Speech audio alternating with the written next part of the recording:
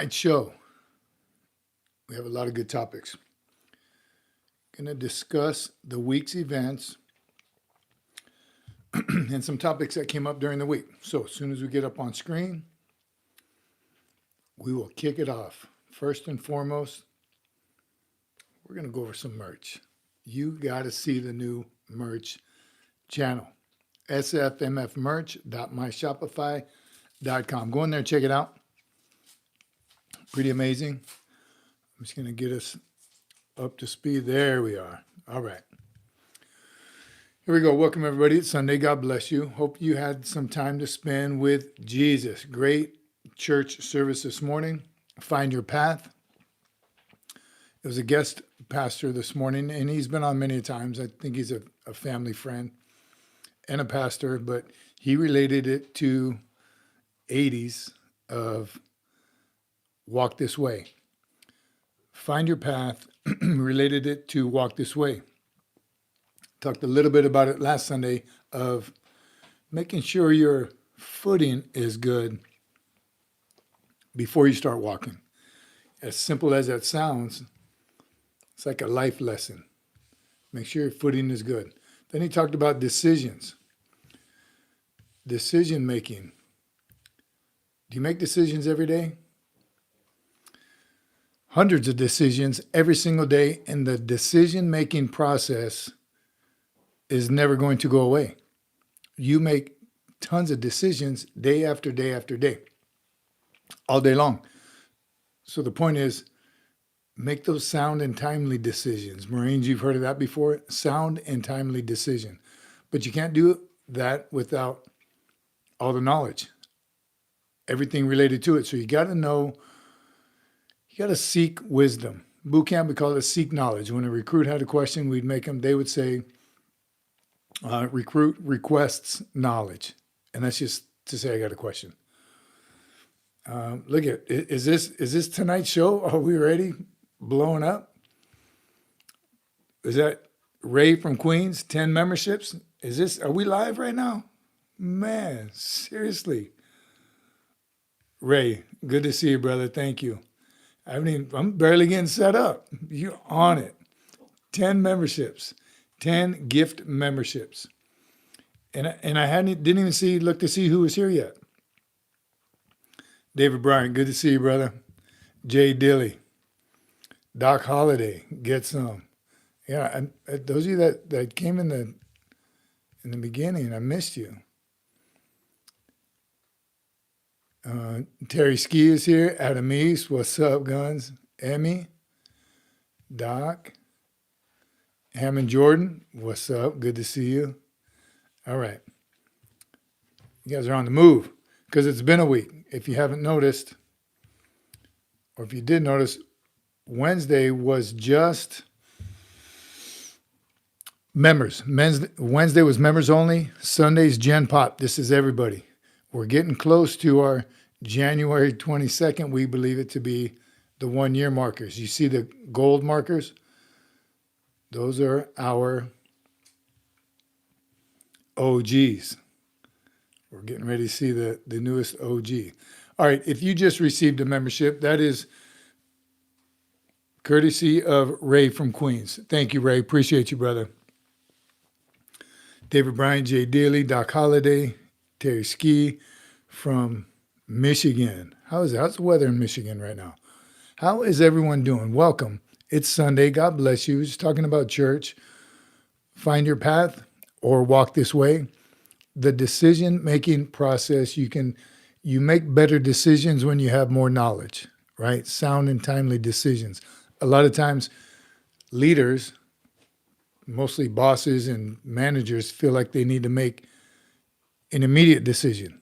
Like you don't want to be indecisive, so you make a decision. A lot of times those decisions aren't the best ones because you rush to make that decision.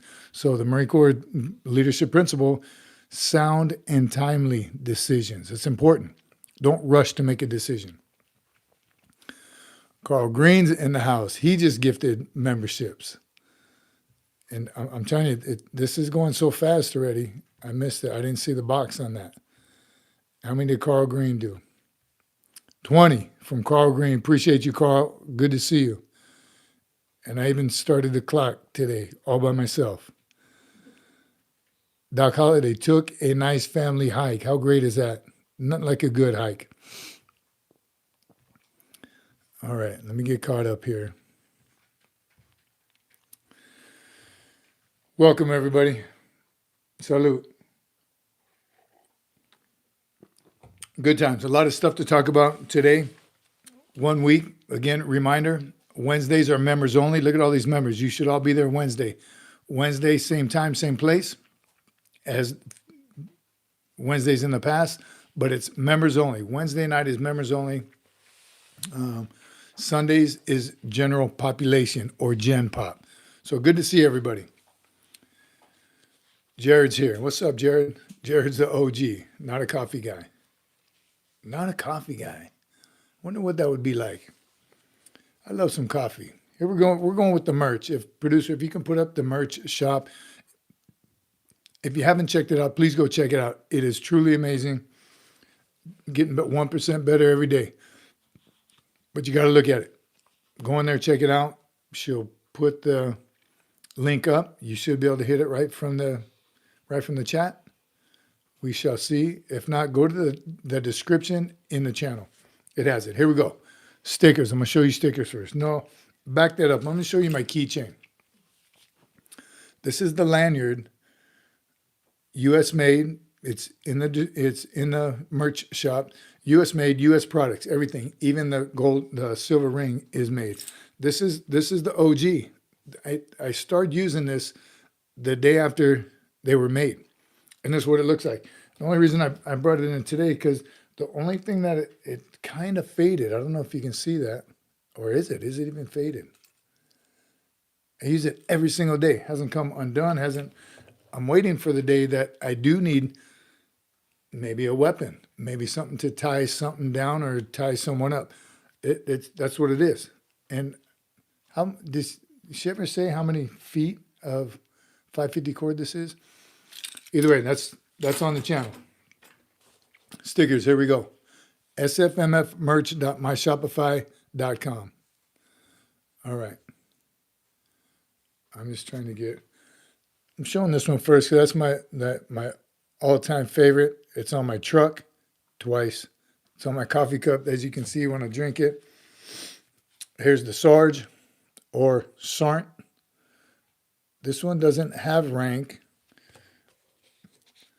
but this one does. That's the Sarnt.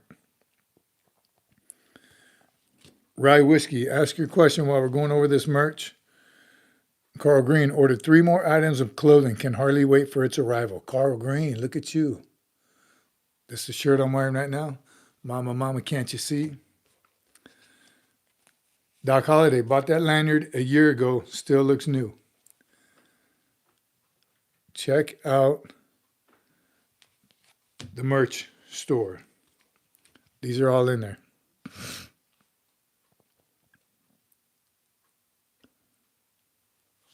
Tony, served 9th Infantry Division, 1968, still going through PTSD because of heavy combat.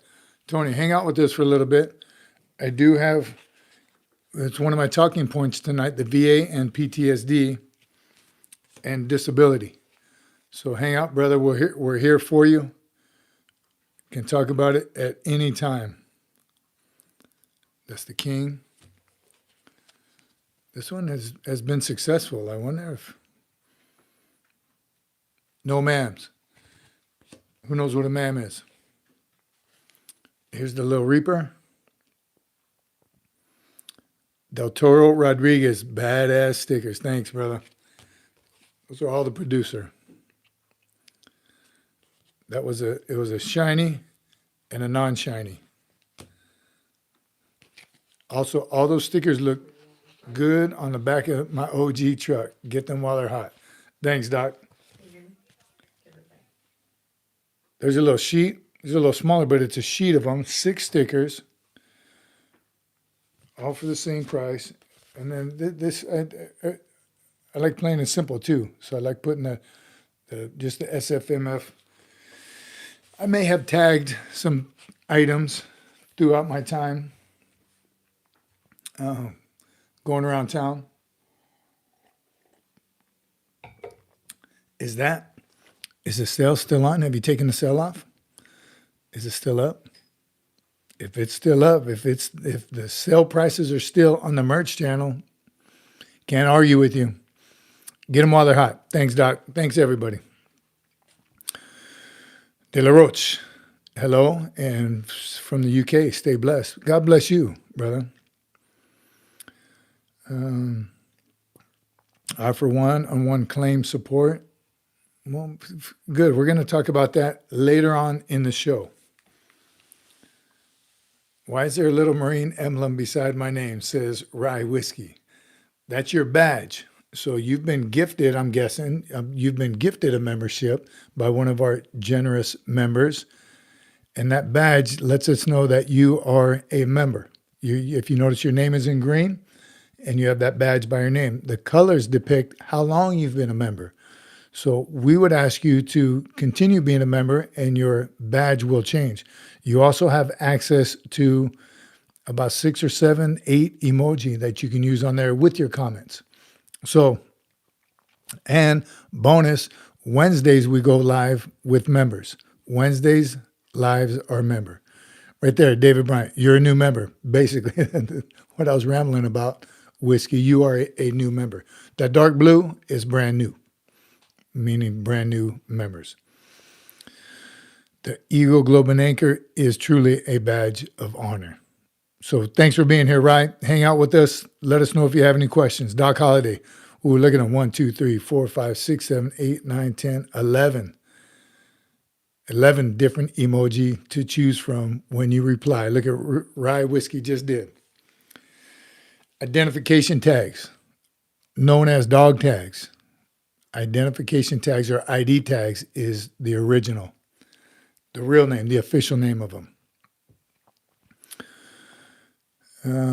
KG, love your videos. I ship out May 12th. Your videos were a great help. Appreciate that. Spread the word. Let people know. That's why we're all here, just to make life easier. Not easier, just make you more prepared for what you're getting ready to do.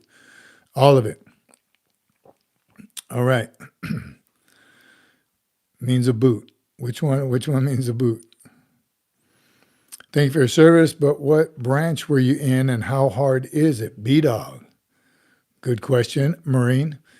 And again, I'm going to recommend or ask just for you to hang out a little bit and you'll see we discuss all the branches of services and ways to prepare you. Pre-boot camp, during boot camp, right after your school, basic training, depending on what branch of service, and then throughout your career, tips and tricks of the trade to help you succeed, and then the transition from active duty to civilian life. Not easy. We're going to talk about that today. All right, change does not come from a comfortable place. If it's comfortable, you're probably doing something wrong. Right? I say that with drill all the time. If that drill movement, if you're holding that rifle and it's uncomfortable, you're probably doing it right because it's not comfortable. It looks good though. It's motivating, sharp. All right. Here's our topics for tonight. Welcome, everybody. It is Sunday. God bless you. Spend time with Jesus. Start the day like that every single day. Give it all, man. Give it all to Jesus. Let God solidify your path. That's what the message is. This series that we're going through right now in church. Find your way or walk this way. If you know, you know. Walk this way. You heard that song before. Where's Jared? He knows those old songs. All right. I'll hit that with Jared. Will people be drafted in military service if World War III happens? It's a huge if, and I agree with Jared. I highly doubt it also. We have enough. There's no problem with recruitment right now. Recruitment is good. So, doubt it. Don't think it's necessary. What I do hope, though, is that I get recalled, right? Who's with me? Get recalled in. I think that would happen first. They would recall some of us old timers first. and foremost, I would hope. All right. First topic we're going to talk about is milestones throughout your career and how important they are and how you should relish in them. Meaning, and here's just a list, a short list: promotions, awards. Those are big moments that you need to relish throughout your career. And with today's technology, everyone has phones. Everyone has ability to take tons of pictures as it's happening and video. So even better, you should have, if you've joined in the last 10 years, you should have video of all those memorable moments. And then cherish them because they're not going to last forever. You don't think about it in the moment.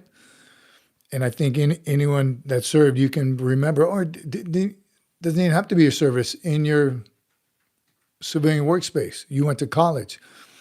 Milestones throughout that when you get to an older age, you're going to want to discuss it and remember it. So again, some of us older crowd, we got to rely on our memory.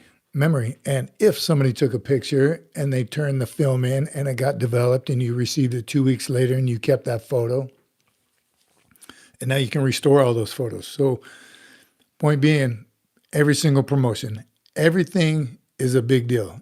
Every moment, again, every promotion, I remember each and every one of them and who was there.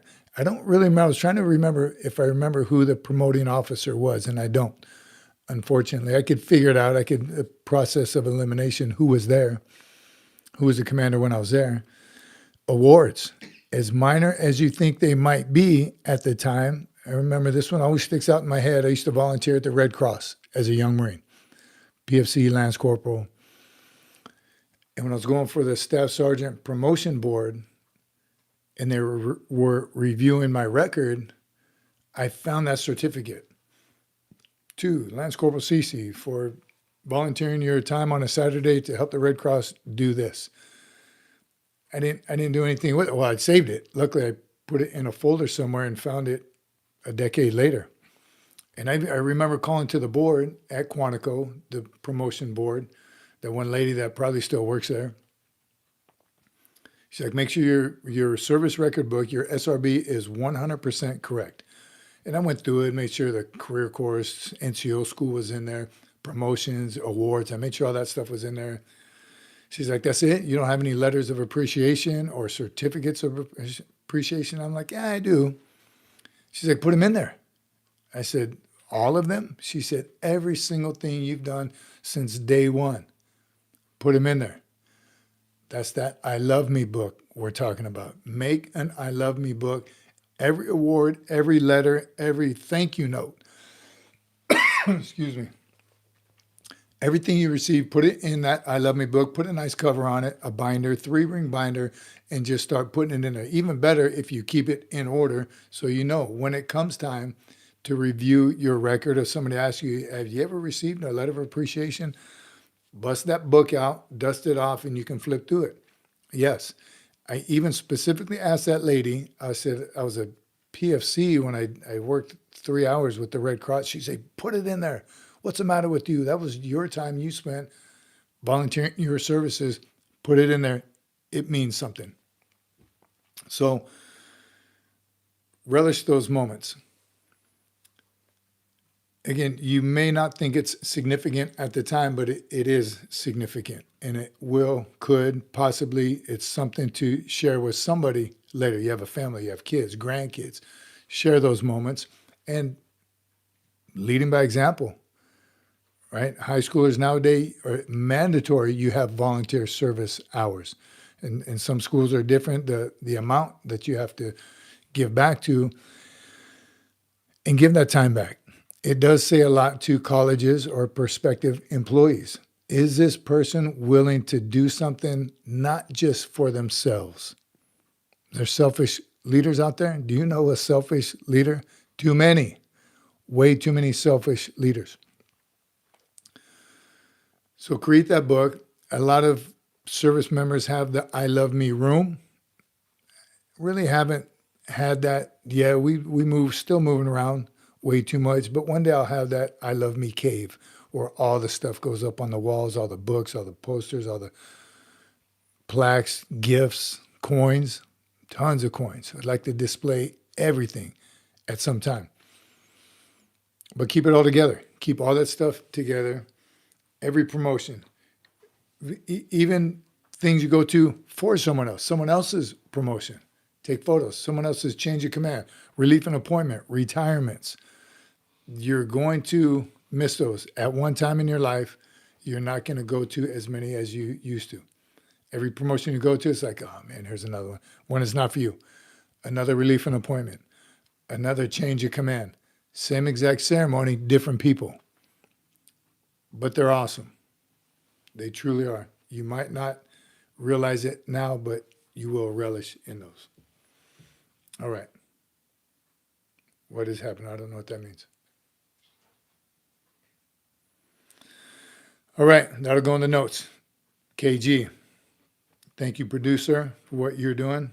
Good evening, Sergeant Major. WW's here. I'm back on the block. All right. Back from the islands. Welcome back to the mainland. I had a hard time every time I leave Hawaii or go back, and if someone says, hey, you going to be around next week? I'm going to be like, no, I'm going to be off island. You can only say that when you're on island. So it's welcome back to the mainland. Glad you made it back. I hope everything worked out well and you had a good time. All right. Next on the docket, after this factoid from WW. Did you that there is a chief warrant officer of the Army? What? Did you that there is a chief warrant officer of the Army? Did I know that there is a chief warrant officer of the Army? I did not. And I saw, I got 2 notifications on that one. Carl Green, for the producer. Job well done. All right, look at the producer. Double tap your Sam, please. All right. Jay Dilly, some emoji. Doc Holliday, January 18, 1951.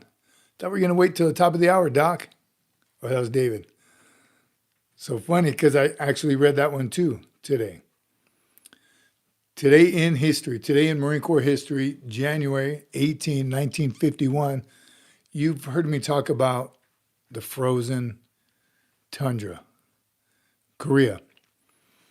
How impressed I am personally with those Marines back then, in history, all Marines in general, Marines period, anyone who fights in combat, period. I think the Korean War veterans got to be the hardest of the hard to not only survive in below freezing temperatures, but fight and survive, whichever one comes first. Just living in those conditions. I've done cold weather training, nothing compared to Korea. So I know what it's like just to try to sleep in that weather, let alone try to hike and make water, right? You got to melt that snow. There's times you got to take your gloves off to do things. Not pretty. So in 1951, January 18th today, after the fierce fighting of the Chosin Reservoir, the Korean War, 1st Marine Division, my old stomping grounds, 1st Marine Division began mopping up operations against guerrilla forces in the Pohang area of South Korea, right?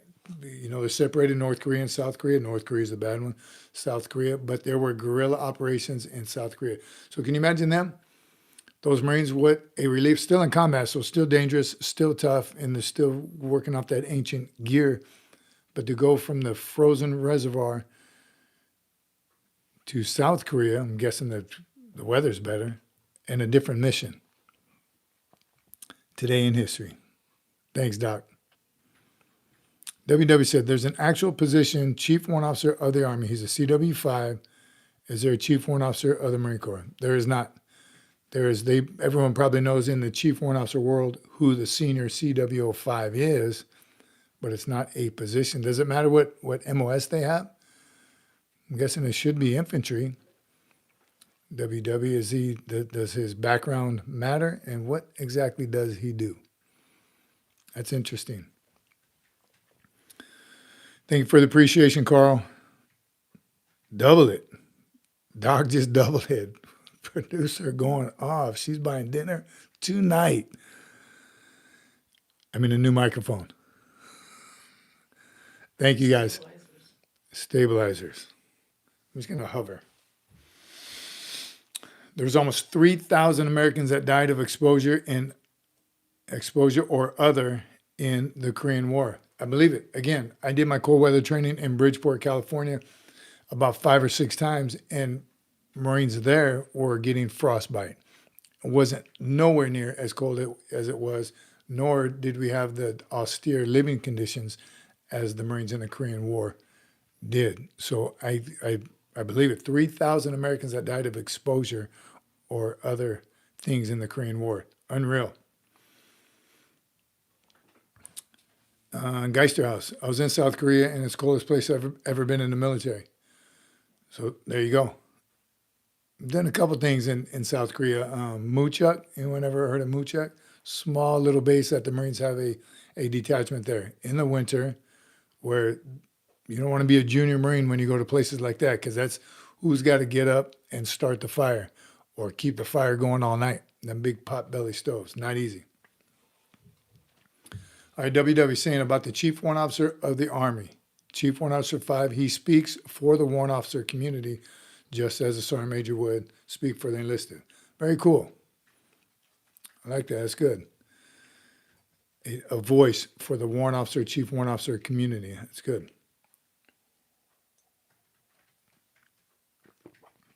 South Korea is so cold, our weapons would have ice all over them. Not only that, Geister House, in Korea, how do you think they unstuck their bolts? Because they would freeze overnight. The bolts of their weapons would freeze overnight, and they were inoperable. So they would have to, that morning you go to the bathroom, they would have to urinate, if you will, on their weapons just to get the bolts unfrozen. So yes, too cold.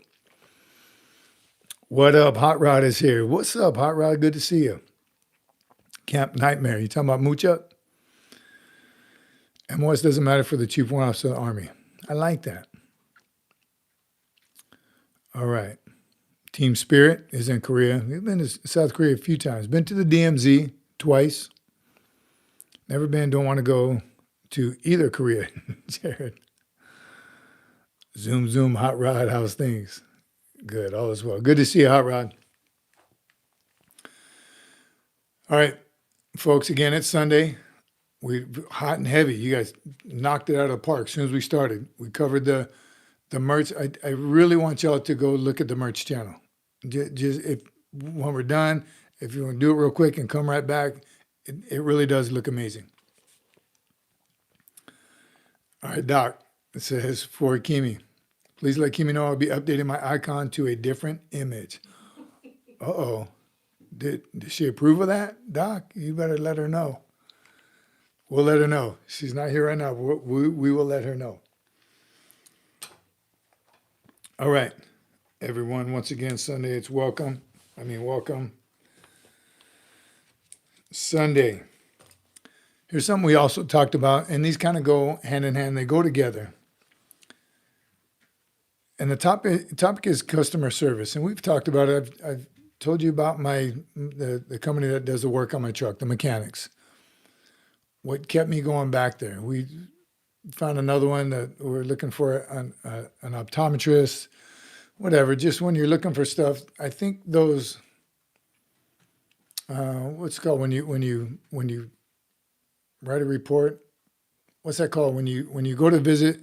You visit an establishment and you write a review. What's the main one called that everyone goes to? Yelp reviews. I think reviews do help. And I think they're important. A lot of times I think if there's like 5 or 6 and they're all glowing, I think those are family members or friends. I do. But when they have a couple hundred or a couple thousand reviews and their rating is 4.5, 4.67 or 8, I think that's a good indication that's a good company. And right off the bat, and it was when we were going through In-N-Out. Yes, I'm telling you, we like In-N-Out. The customer service there is amazing. Always, no matter what. I personally have never had a bad experience there. 100% of the time, they're going to tell you, as soon as you drive up or walk up, how you doing? They don't say the first thing is not, can I help you? What would you like? Which still would be polite. They're asking how you're doing. Hi, how you doing tonight? How you doing this afternoon? Or if you're like me, how you doing this morning? Because as soon as it opens. But that's 100% of the time. I can't think of a single time I went there and they didn't ask that, which just drives me to say, I'm doing great. How about you? You've already started out with a great rapport on the business transaction you're getting ready to make. So why don't more places do that? And some do. Don't get me wrong. There are some that do. And I attribute it all to leadership from the top. Part of their indoctrination into, or their interview, or they're filling out their application to work there, that's part of the in brief. And now Mrs. In and Out can't be at every interview.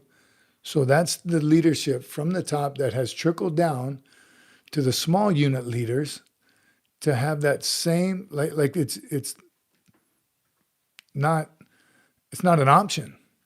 This will happen to every single customer that comes through. Can you imagine the numbers that go through In and Out all over now they're spreading out. And that just enhances the experience, makes me want to go back. One, because the tasty burgers, but two, just for the customer service. That's what my mechanic did for me. That customer service drove me to go back and recommend them to other people. So I'll get to it. What's important to you? Right? That's the thought that came to mind as I was thinking about the customer service and how much that weighs in your decision to go back to that place. Right? You're looking for a dentist. You read some reviews, great dentist, and the lady at the counter wasn't that friendly. Is that important to you? Or this is a good dentist, kind of pricey, but oh my God, the customer service, the lady at the front desk is amazing. What's important to you? Does that matter? Does the customer service matter? As a leader, why not try it 100% of the time? 100%, not an option. If you work for my organization, your customer service will be on point 100% of the time. That's it. No compromise. That could be the difference in somebody making that decision. A little pricey or not as fast service, but the customer service, 100%. So what's important to you is the message that I personally got out of that. Leaders. Related to the military. How important is it to you? What is important to you when you're leading your Marines, your squad leaders? There's time for the, you're going to do it because I say so, but there's also time for that. Let's discuss it. Right back to today's message in church. Those are decisions that you're going to be making every single day. What's important to you on those decisions? Quick decision, sound and timely decision. Stepping back, having that firm foundation. All right. That Kahuna burger, that's a tasty burger. What's that from? Love to hear it, Doc Holliday. Whoa, new profile pic. Lucky you warned us. Yeah. Oh, Doc already changed it. Oh, okay. You guys see, you can all see it now. All right.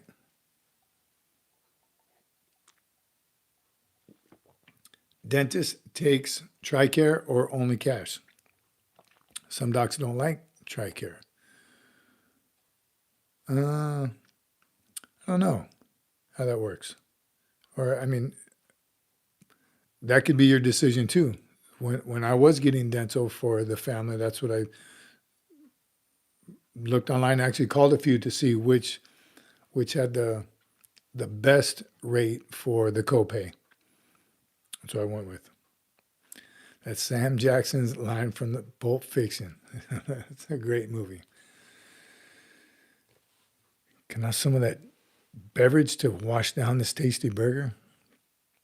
The Big Kahuna Burger. That's it. All right.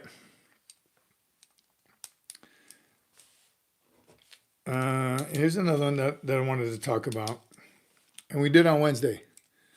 The new Marine Corps order. I think we brought it up last week.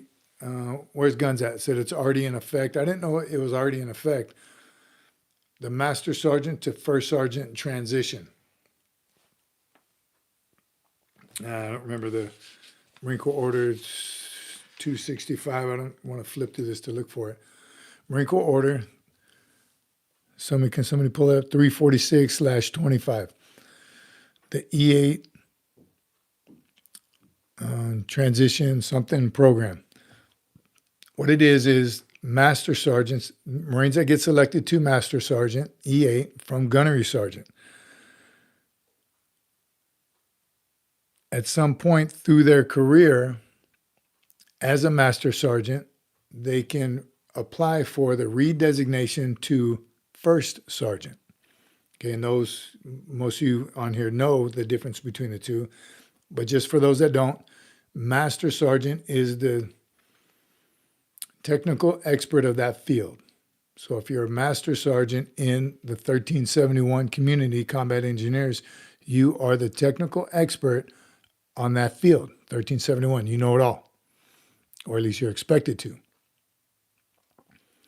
The First Sergeant, also in E8 in that same MOS, 1371 Combat Engineers, is the senior enlisted advisor to the commander, all things Marine related, morale, welfare, discipline, pay, leave, all those things related to the Marine having all that taken care of, medical, dental, REDs, we still call them REDs, recall emergency data. So two completely different jobs, both E8, but different, because that First Sergeant, who was a combat engineer at one time, can now get sent to any MOS throughout the Marine Corps. So my first job as a First Sergeant was to a Motor T General Maintenance, GMC, General Maintenance Company, Humvees. These guys built Humvees out of a block of metal. I didn't know anything about their MOS. Nothing. I don't know how to change a tire on a Humvee because there's like 50 bolts in it. Something I could learn, obviously, but that's what the Master Sergeant is for, and the Master Guns. The First Sergeant is in charge of everything else. So huge difference. Again, just to catch everybody up. But once you get designated as that Master Sergeant, prior to last year, that was it. You stayed a Master Sergeant until you got promoted to Master Gunnery Sergeant or retired, however your path took you. Now, and I think it's probably years and decades of promotion boards discussing it, Master Sergeants have the opportunity to request transition to be a First Sergeant. Here's the caveat. It's a one-time thing. If you do get selected from Master Sergeant to First Sergeant, that's it. You cannot go back. And 2 years obligated service after you pin on the diamond as a First Sergeant. So not a big deal. You figure at E8, you're going to want to stay anyway. So that's not a big deal. And we talked about it on Wednesday. Some people do want to get selected and then get out. So they retire at that higher pay grade, so they get more money when they get out. So 2 years obligated service. And I see somebody, I'm going to let that down. So I think it's a good program. I don't know enough about it. If anyone has experience in it, Adamy says, First Sergeant is your new job, your new MOS. That's what I try to scroll back up to see exactly what you guys were talking about. But I get it. That's a process. So that's new. So as a Master Sergeant going from Master Sergeant to First Sergeant, they're going to more likely send you to a different MOS because that's your new job. Your new job as the First Sergeant, the senior enlisted advisor to the commander, is your responsibilities change completely. Leaders are leaders. It's what everyone always says, the argument of A Master Sergeant can do a First Sergeant's job, but a First Sergeant can't do the Master. Yes, they both can do each other's jobs. They've both been in the Marine Corps 15 to 20 years. They're leaders. They can do each other's jobs. You said blue smoke? No. Should I go back down to it? Blue smoke. Red Devil pup. Oh, Red Devil paratrooper. You have the chesty puller look, aka devil dog look. It's a compliment, right? Thank you, Red Devil paratrooper. Did you answer the question? If it's like the Army? No, I didn't see that question, but is it like the Army? So similar to the Army has the same, all the services have the same idea, just the Marines make it difficult and they make them a different rank. It even looks different. Master Sergeant has cross rifles. The First Sergeant has a diamond. The Army is similar because they do have a diamond when they become a First Sergeant, but they go back and forth, right? As far as I know, any Army, help me out. So you can get promoted to Master Sergeant in the Army. You can do a tour as a First Sergeant. You go to a unit, you're the First Sergeant, then you go back to another unit as a Master Sergeant. The only time it sticks is when you become a Sergeant Major. Still 2 sergeants major in one unit in the Army. One's a sergeant major, one's the command sergeant major. He has the wreath around his rank insignia. He's senior to the sergeant major. Same in the Marine Corps, just one is called a master gunnery sergeant and the other one is the sergeant major. Same, both E9s. The sergeant major is a senior enlisted advisor by billet, senior to the master gunnery sergeant. Same process, we go 2 routes. So back to the Master Sergeant Transition Program, if you get selected, you go to the first sergeant route, you get a new job, your MOS number changes, 8999. Now you can go anywhere in the Marine Corps. Your next promotion is going to be to Sergeant Major.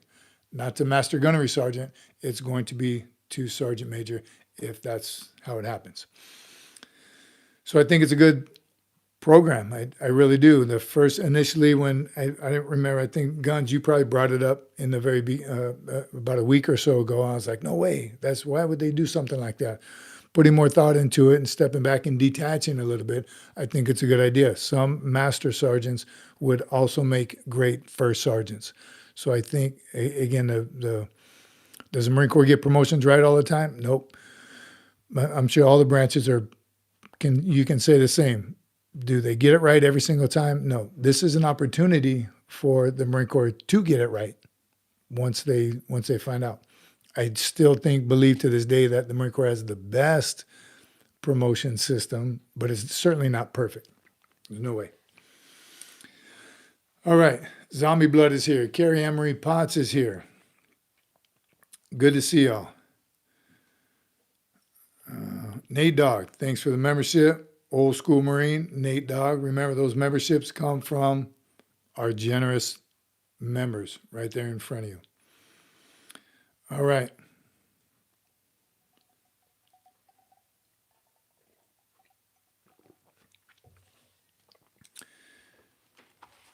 Good to see everybody. Again, great. Great participation already. You guys killed it right out the gate. Memberships.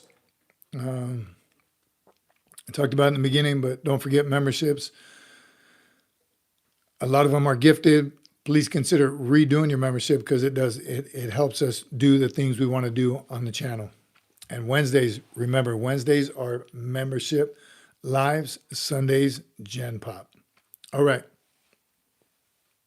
Adam East to the Chief Warrant Officer. They just switched up some PME stuff for the Marine Corps. There is no required PME for Master Sergeant. The Master Sergeant and First Sergeant used to go to the same course. That's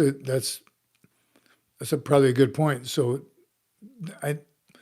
and here's what I think in all MOSs, they have a career course, if you will, in MOSs. I can speak for the engineers. They have an NCO engineer course. They have the basic course, right out of boot camp. Then they have an engineer NCO course. Then they have an engineer, they call it career course, staff NCO course.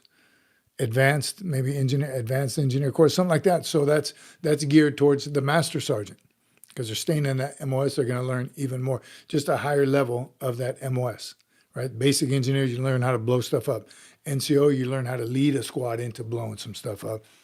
And then engineer advanced course, I don't remember exactly what it's called, but I'm sure there's a Motor T advanced course that you go to.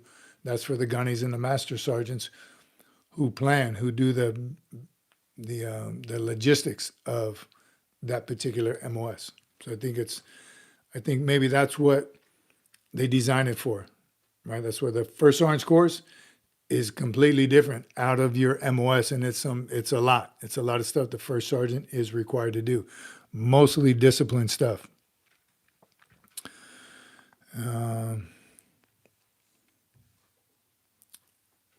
Wanted to read that one. John McJunkin and Cruz here.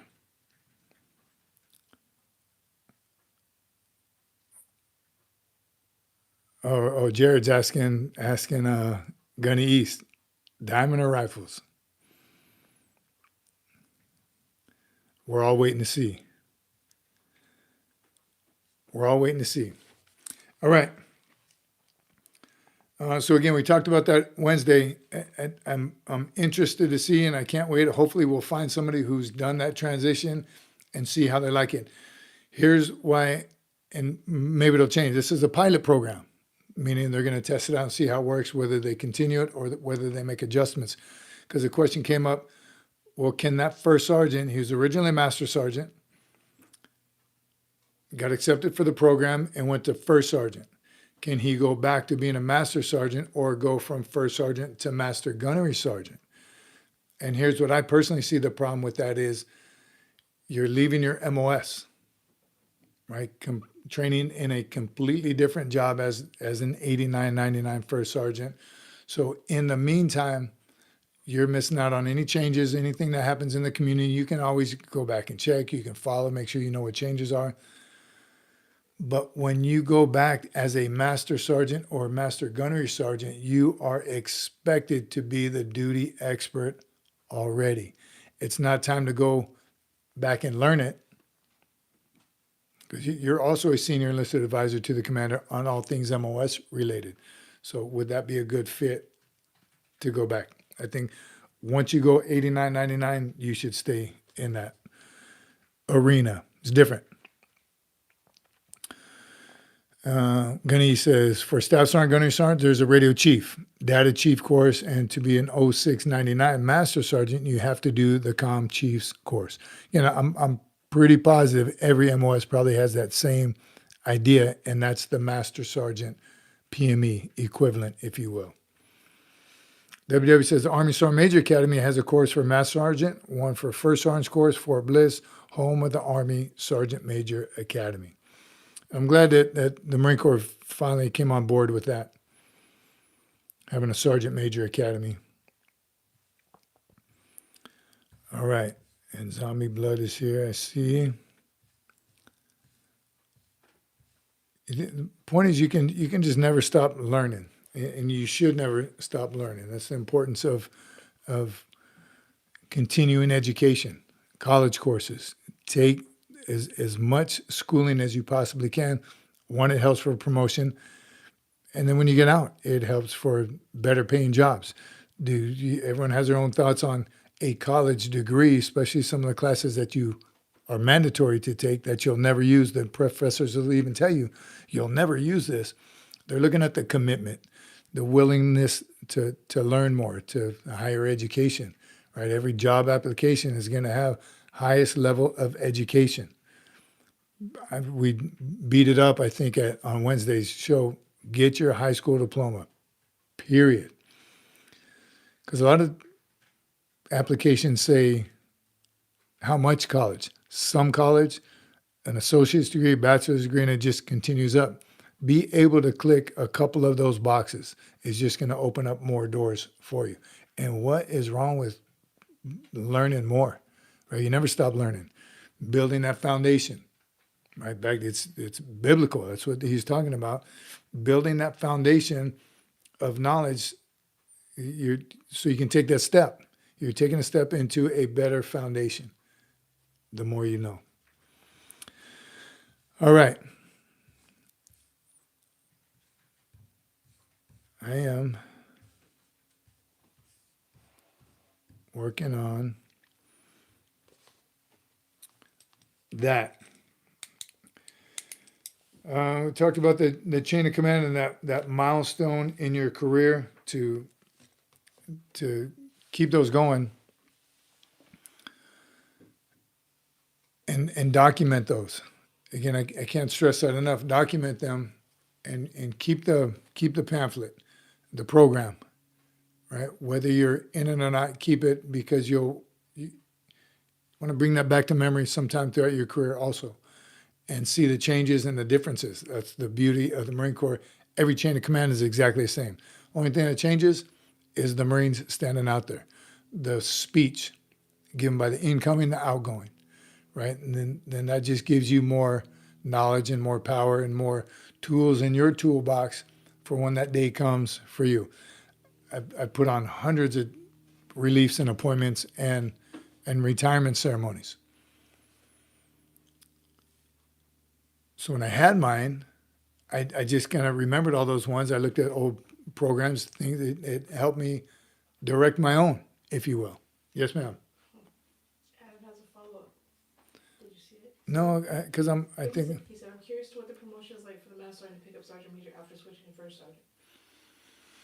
That's a good question. Gunny East is asking, wonder what the promotion would be. I think it should be the same, because if you're stellar, you're stellar. So the question is, if you did make that transition from master sergeant to first sergeant, how competitive does that make you for promotion to sergeant major, right? It's kind of the question. So in your record book, when you're briefed at that sergeant major board, it's going to be, was selected for master sergeant on this board, did 2 years as a master sergeant, applied for the program to transition to first sergeant, got accepted, was eventually promoted to first sergeant. Now he's eligible for sergeant major. I got to believe that's only going to make you more competitive. So might be a good idea to put him. Maybe if you want to take that chance, because what if you do apply for the first sergeant transition program and you don't get it? So again, it just kind of is throwing more stuff at you to what decision are you going to make. That's pretty interesting. It says currently there is no path to go back, but if it's in its early infancy, then It's a pilot program, once again, so I'm stuck over here on the comments.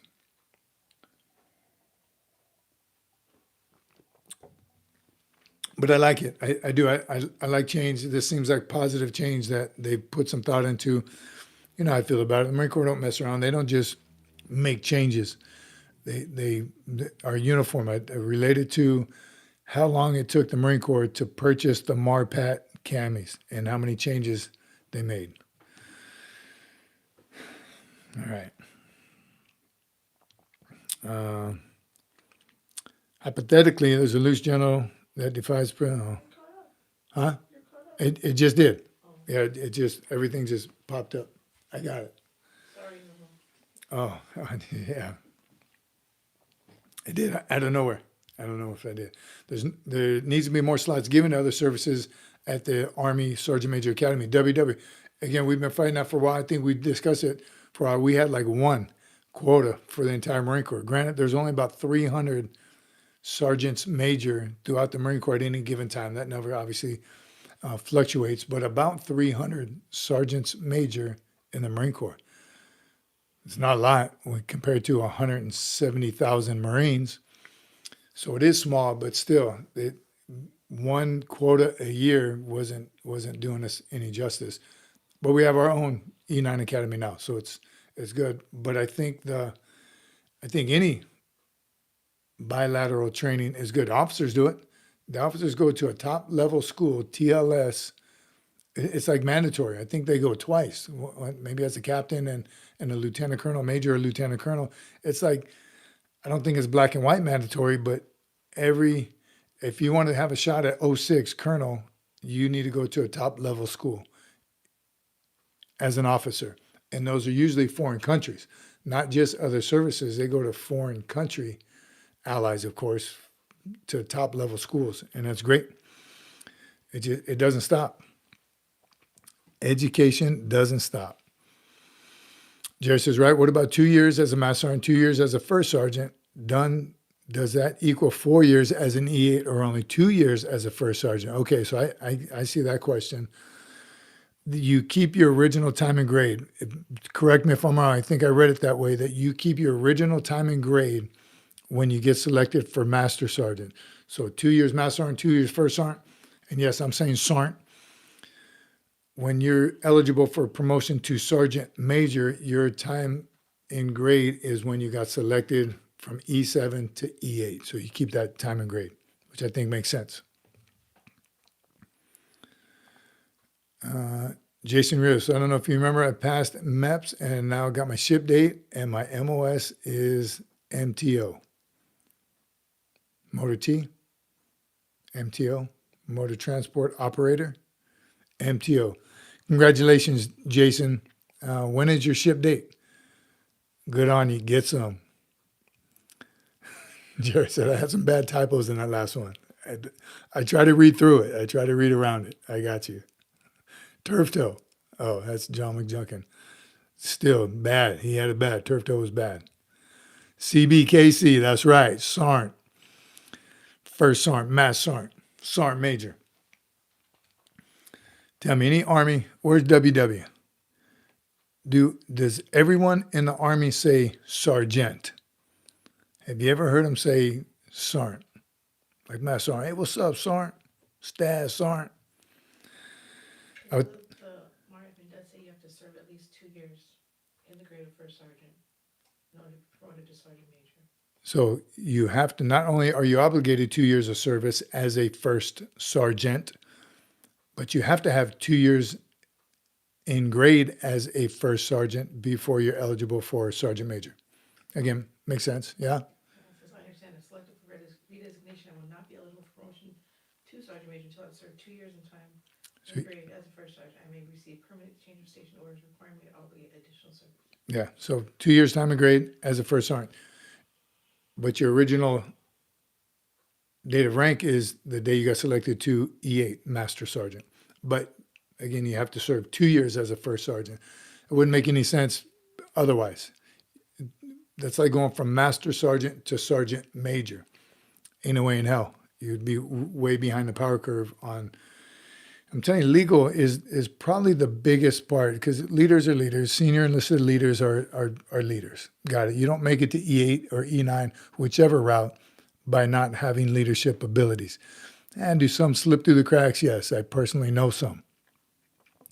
But it wouldn't make any sense to try to put that weight on a master sergeant, to go from master sergeant to sergeant major. Way too much legal stuff, if you will. UPBs, just right off the bat, just NJPs. A lot of stuff to learn as a first sergeant. And that's where you get all your experience from as a company first sergeant, because that's where you're doing most of your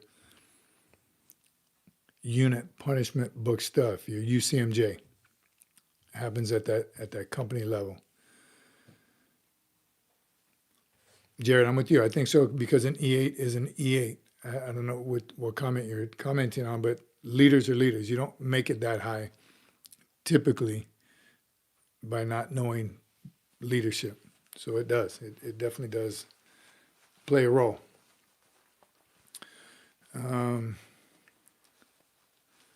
So I'm interested. Keep an eye out if you guys know anybody, come across anybody that got accepted or selected to that transition. That'd be great to hear firsthand. W says, how long in first arm build before, am I just getting caught up?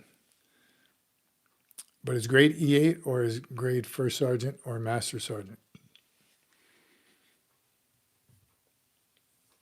Is Doc out of here? He's going to dinner. Oh, Doc, Semper Fi, my friend. See you, Doc. Thanks for hanging out. Thanks for your support, brother. Good to see you. Enjoy. 30 minutes. Oh, Relax. all right. Relax, people. All right. Relax. All right. How long in the first arm builder before you're eligible for sergeant major? We just talked about that. If you're a master sergeant for 4 years and do a lat move to first sergeant, you still have 4 years time and grade as an E8. Is that a question or a fact? I think that's a fact, Jared. Your original time and grade is when you got selected from E7 to E8, where there's a first sergeant or master sergeant. I'm pretty sure I read it just like that.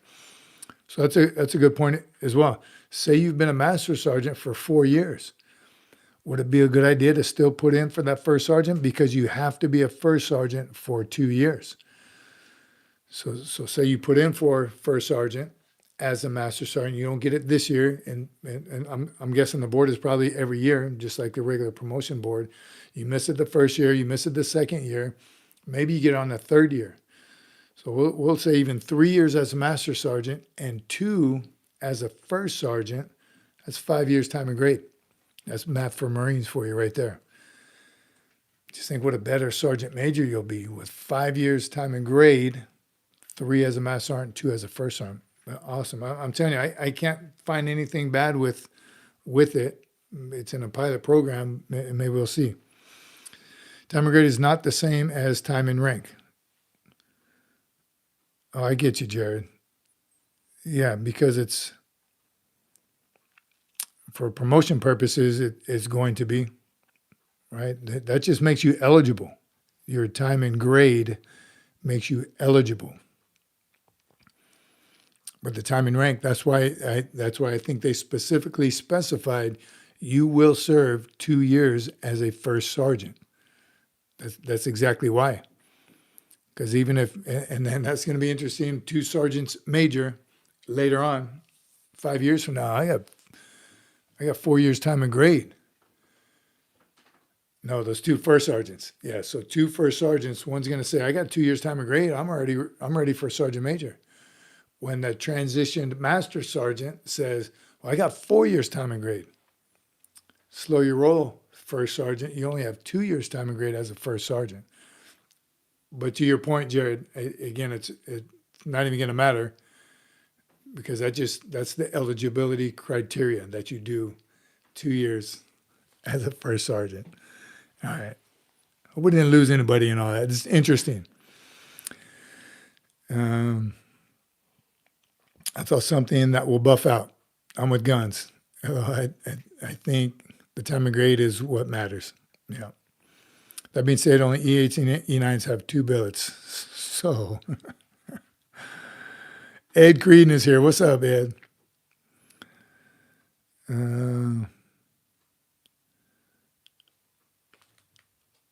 Ed's here. Look at Ed's yellow too. Ed's gold. The new first sergeants should know all this. That's why I'm going to go master sergeant. We shall see. I can't wait. Gunnies, I can't wait to see. And I know both sides of that EA9. You know, it's still our favorite short is the master gunner sergeant versus the sergeant major. And it's not even, it's explaining the two.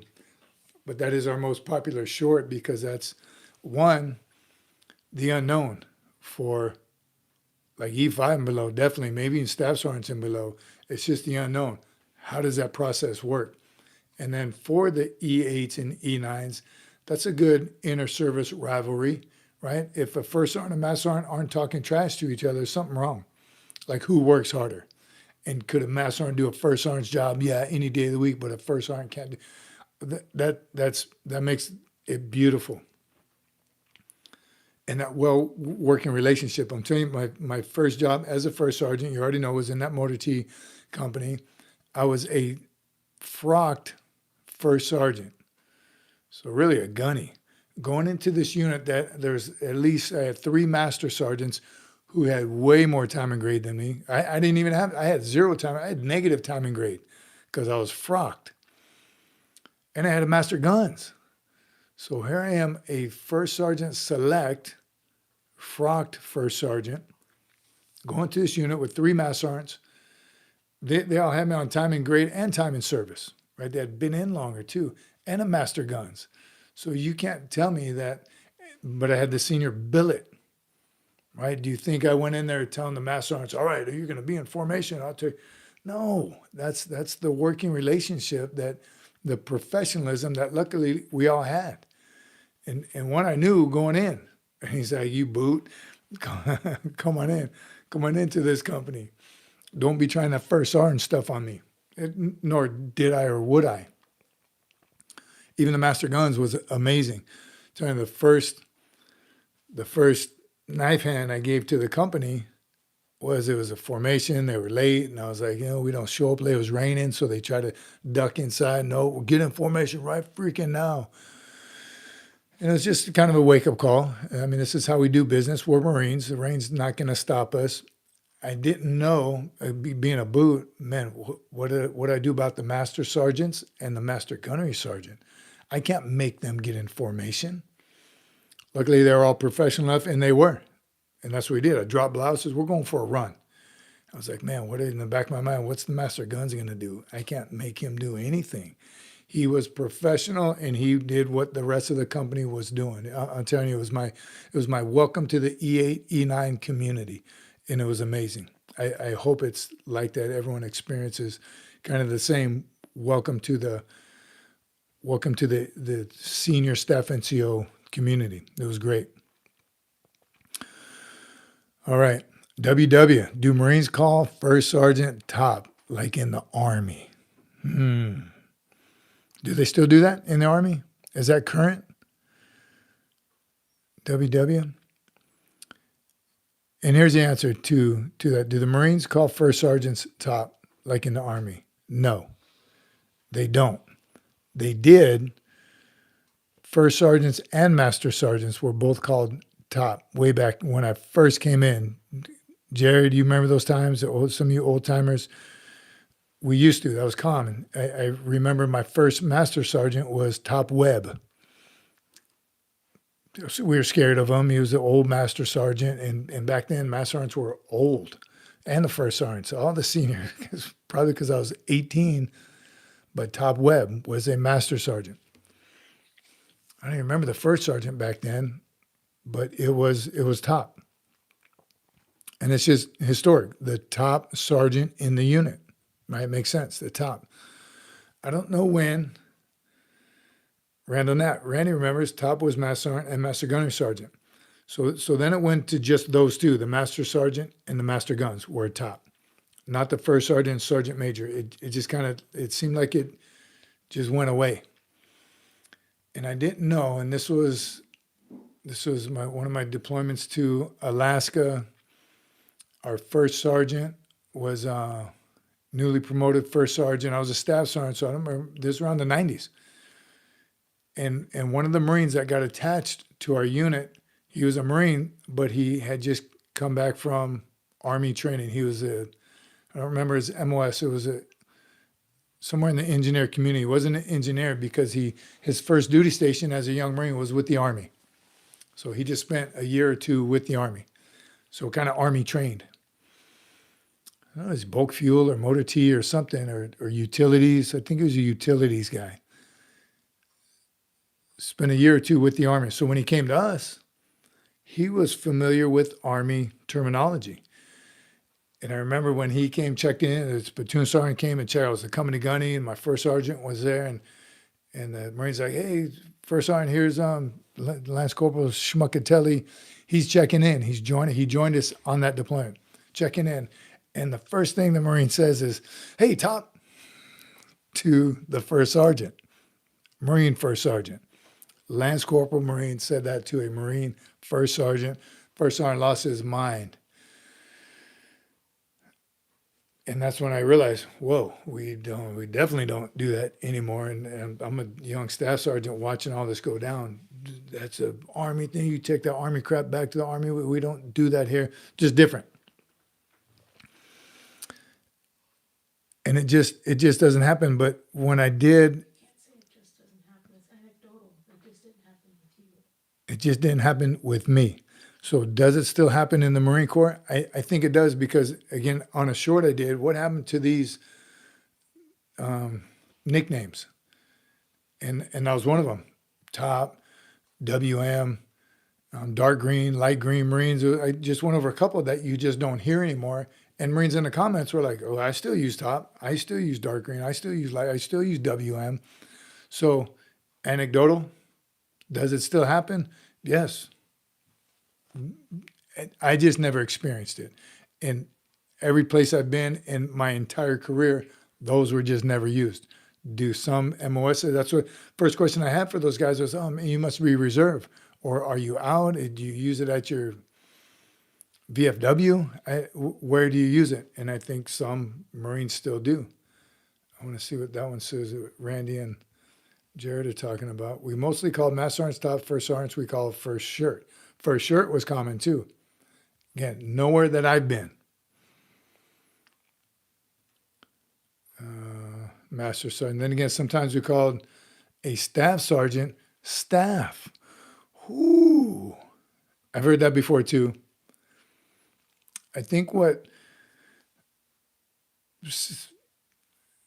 got my mindset was I was at the Staff NCO Academy as a staff sergeant and a gunnery sergeant when they even looked down upon gunny, saying gunny instead of gunnery sergeant because it was a professional environment. It's a gunnery sergeant. He earned that rank. You will call him or her gunnery sergeant, not gunny. So that was the molding, the shaping of me as a young gunny, as a staff sergeant and a young gunny. So we didn't accept stuff like when students would come in, they would try to say stuff like staff and gunny. We had to correct them because we're in a professional environment. Staff I never used, but obviously gunny. Enemies, what about full birds? Still looking for a half bird though. Full bird, that's an 06. That's the full eagle. That one's still, I think, still used. He's a full bird colonel. When you're talking about colonel, most battalion commanders are lieutenant colonels. That's the half a bird. But you won't see a half a bird. But if you're talking about, oh, Colonel so-and-so, was he a lieutenant colonel? No, he was a full bird. Full bird, that means 06. Master sergeants and master gunnery sergeants loved enlisted Marines. Officers, not as much. Bulldog Sergeant Major, do you know the current Sergeant Major? Marine Corps.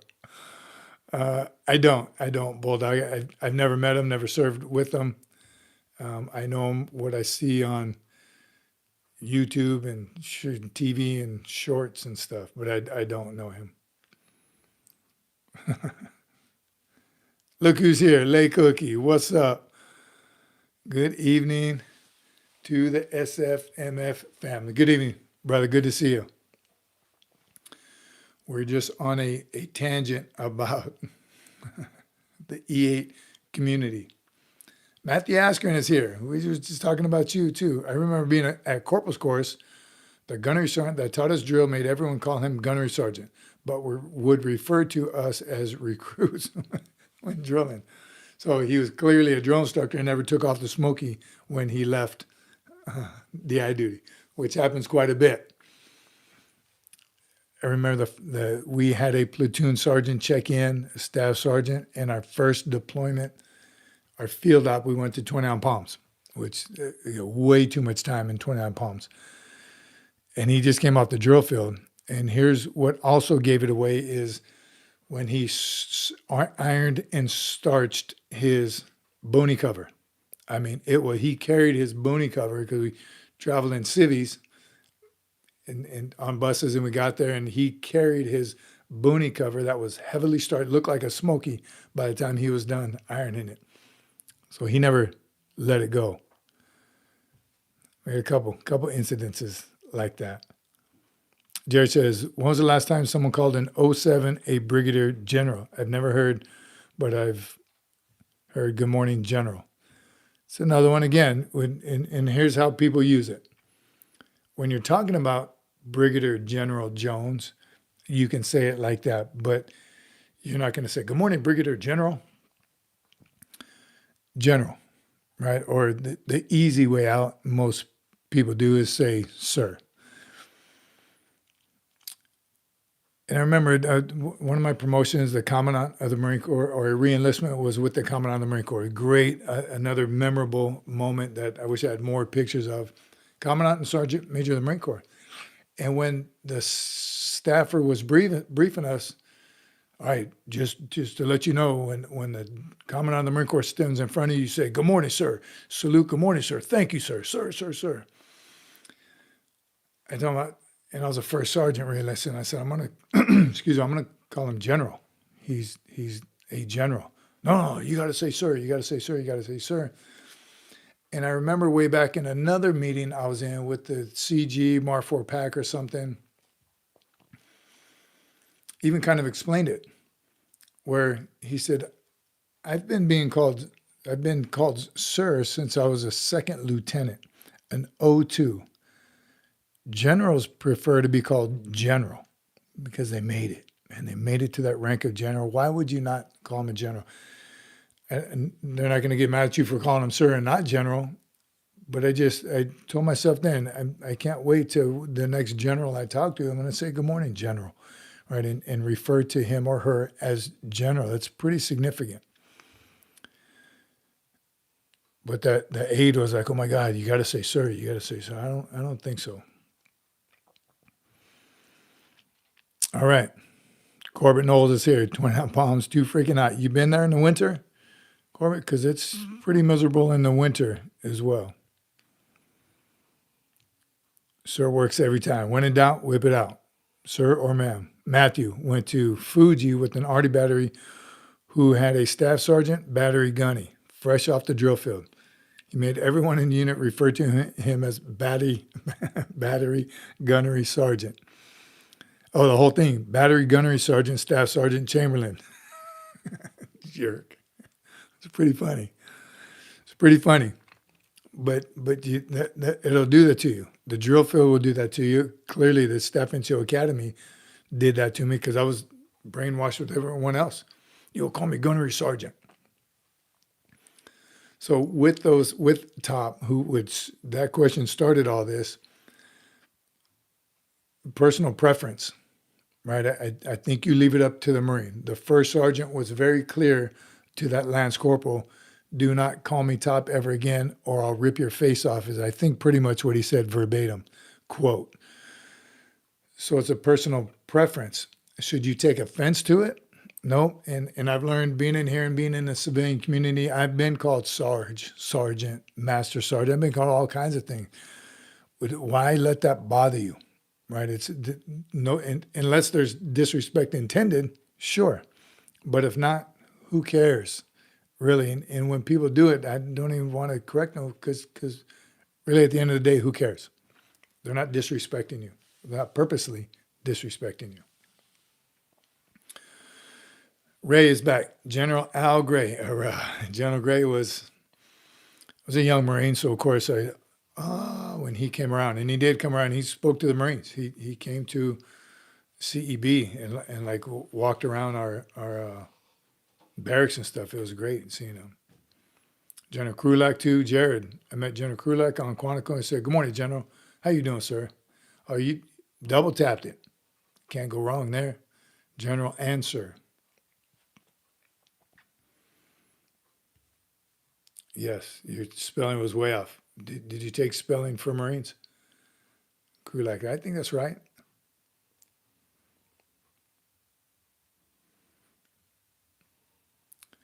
When they disrespect you, they call you fella. Here's a good one. When someone says, as Marines, here's how you know when you don't have too much good to say about a Marine. I mean, my dad always told me, best compliment you could ever get is he's a good man. All right, that's old school. He's older, but somebody told you you're a good man or he's a good man. That's, again, old school. When men were men. In the Marine Corps, I've learned that a good Marine that's a huge compliment. Yeah, it's a good Marine right there. It's a good Marine. On the other side, when you say, and he is a Marine, oh, he's a good dude. It's a little different. He's a good guy. A little different than saying he's a good Marine. It's a little more solid if you get he's a good Marine, in my opinion. And maybe, again, maybe no disrespect, but saying, oh yeah, he's a good guy. That could mean the whole picture.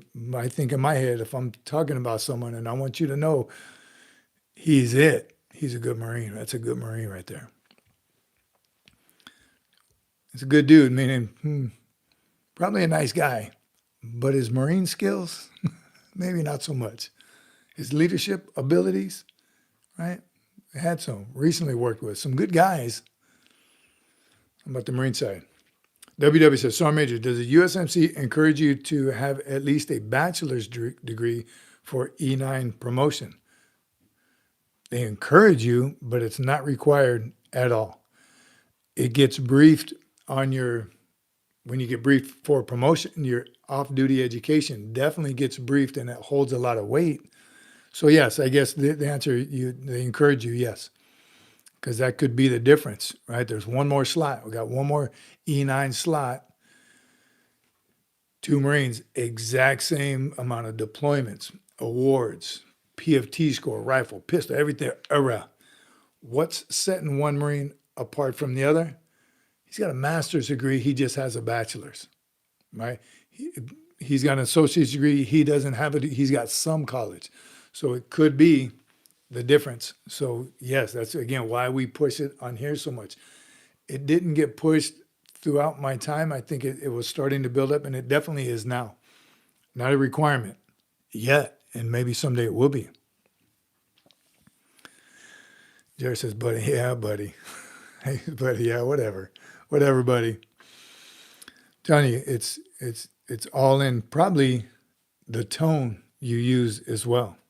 Because again, a lot of great guys. I met a lot of great guys and girls, women, a lot of great people. But are they good Marines? Right? Is that solid part of them, the whole picture, the well-rounded, the full picture of a Marine? It's different than just being a good, you can be a good dude all day long. Are you a good Marine? Do you have those qualities? What's important to you as a Marine? Do you display that on your own personal leadership, right? Are you in it for the right reasons? All those things come to mind. Thanks, Carl. 40 minutes LZ. Anonymous. When you hear, hey, you get over here like Scorpion from Mortal Kombat. I'm not familiar with Mortal Kombat at all. But what we use, the come here, devil dog. That's the devil dog. Hey, you is never good.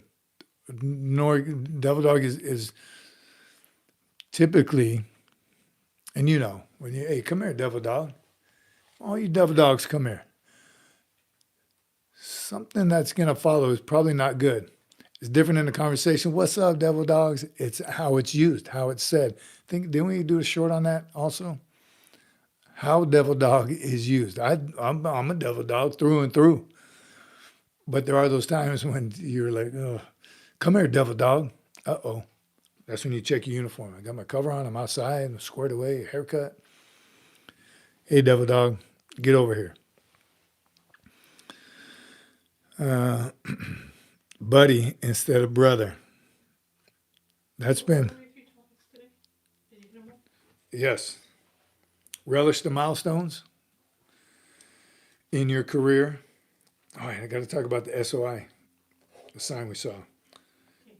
Customer service, what's important to you? I coupled those together. What's the official name of that of the what? The Master Sergeant to First Sergeant? Yes. 346/25. I know. What's the verbiage? I put it in the thing, in the comments. Oh. So who knows it off? Where's guns at? What's the? I wrote it down. I don't want to flip through my book and make all kinds of noise. Too late. The pilot program. What's the official name of that? David Bryant, you out of here? Have a good evening, brother. Redesignation board. The redesignation. E8 redesignation. The E8 redesignation board pilot program. That's the official name of it. That's one we've been talking about. I don't even like saying the transition to Master Sergeant. The redesignation, much better. Have a good night, David Bryant. Appreciate you, brother. Thanks for being here. We'll see David Bryant. I think he's the OG. We're going to find out here in a couple of days. The OG of the OGs. We're still thinking it's around the 22nd. Jared, it's not the word Marine or devil dog. It's how it's used. Yeah, even Marine. Come here, Marine. Uh-oh. What did I do? Marines can call me brother. Yeah, I'm with you, Randall. You know what's interesting? Oh, Doc's back. What's up, Doc? Good to see you. Redesignation. Thanks, Matthew. Lake Cook. I heard devil dogs in Lake Cook's been called that devil dog, that bad one. Come here, devil dog. I heard the devil dog in a bad way too many times. Lake Cook, first sergeant wants to see you. Never, never good. Yeah. And usually, because it was usually followed up with Lake Cook, the first sergeant wants to see you again. Come here, devil. Get in here, devil dog. I always knew trouble was nearby, says John McJunkin, when I'd hear everyone here has been volunteered for a specific detail. You ever see that one? It's been a meme, it's been a short, it's been a cartoon where the company gun, his platoon sergeant's out in front, and it looks like a school circle or formation, and he says, all right, I need 3 volunteers. And you see a Marine raise his hand and says, for what, Staff Sergeant? He said, all right, now I need 2 volunteers. You just volunteered by asking, for what? You never asked for what. You just told yourself right off the bat. And you never know. I've done a short on that. Volunteer, man, volunteer for everything. Why not? How bad could it really be? And it just may suck to whatever it is, but who cares? That's all part of the experience. Volunteer for everything. You get some old timers who will tell you, no way in hell, don't volunteer for anything. Volunteer. Get after it. Phil Mitchell says, they had redesignation when I was in the 70s and 80s. So it was commonplace back then, Phil. I wasn't in that long ago, but it was. You could transition. You could even go from enlisted to officer back then as well. Phil, correct me if I'm wrong. And I told y'all a story. I did have that. You enlisted to officer now. What are you saying? You meant the other way around? I meant the other way around, officer to enlisted. And I've met one in my entire career, and I don't think they do that anymore, from officer to enlisted in the one branch of service. That Army lieutenant did get out of the Army and enlist in the Marine Corps, so that you'd have to exit and then re-enter. Off tempo too, always, right? Off tempo. Oh, the op tempo, 100% needs of the Corps. Yeah, 100%. All on the needs of the Corps, right? That's facts. All on the needs of the Corps filled. And that's also in the Vietnam era, where you're a corporal one day and a lieutenant leading a platoon the next day. So needs of the Corps. Love it. Thanks, Phil.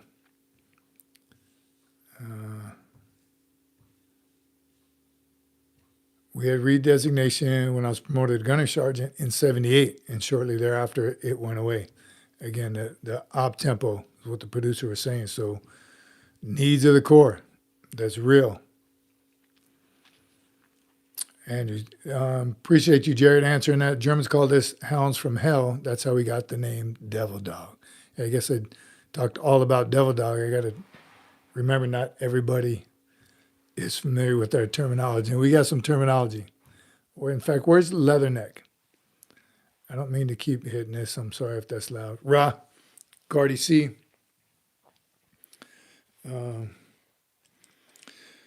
VA disability is a 4th topic that I'm going to talk about, producer, if you don't mind.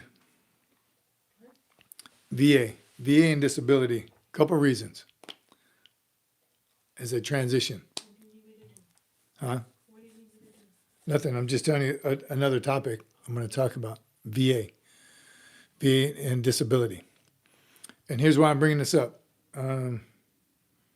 Matt Walsh, I don't know who he is or what he does, but I did see a video on him today describing someone's going for congressman. And again, all that stuff is not important. But what he said is, Matt Walsh was saying that how can a veteran, 100% disabled veteran, run for Congress if that's what he's running for? The names aren't important in this. except I guess Matt Walsh's, because he was kind of calling BS on it. If you're 100% disabled, how are you going to run? How are you even getting a job, let alone run for Congress somewhere? Was his point. And it was on what's his name's show. He was saying what Matt Walsh should have done is obviously Jameson. Yes, it was a Jameson's Travels is the podcast, and he had that clip from Matt Walsh saying, "How can he even